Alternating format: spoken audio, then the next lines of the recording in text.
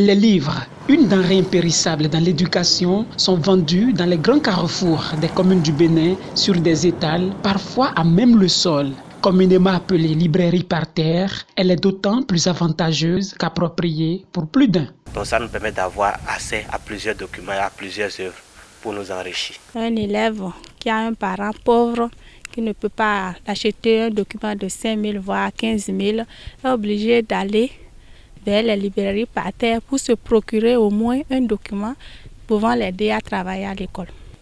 Les livres neufs que vous trouvez à la librairie sont très chers.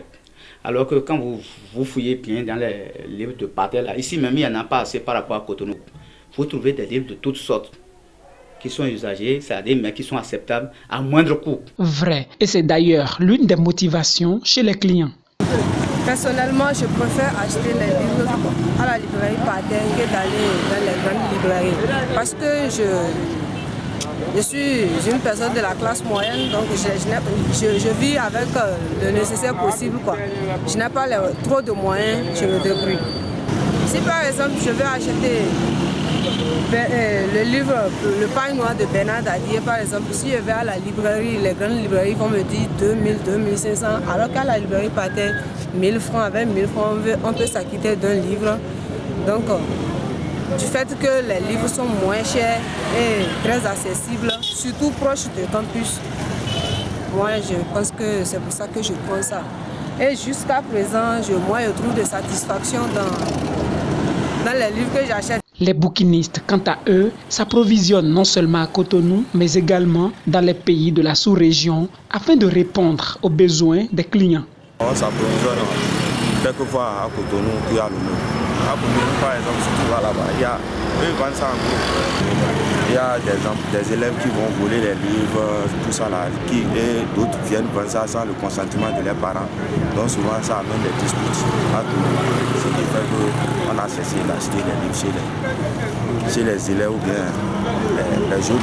Aussi avantageuse soit-elle, la librairie par terre présente toutefois ses inconvénients. L'élève, en achetant ces documents de librairie par terre, ignore souvent que ces documents-là ont des pages manquantes.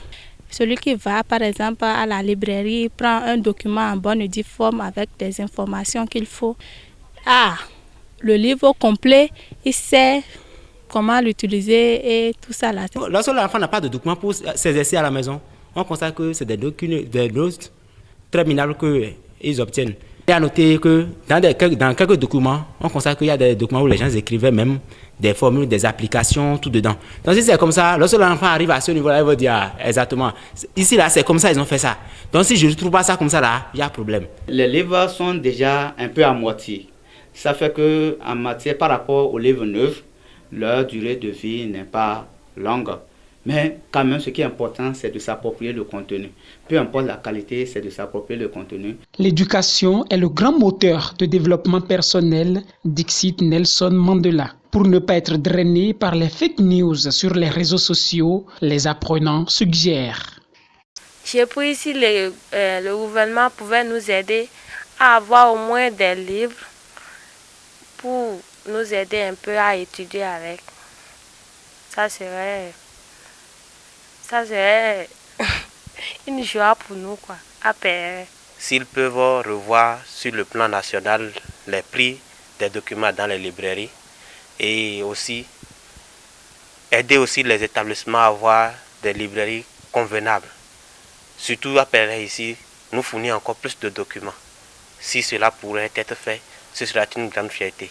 Mais que nos frères qui viennent derrière n'en subissent pas les mêmes difficultés, les mêmes souffrances que nous.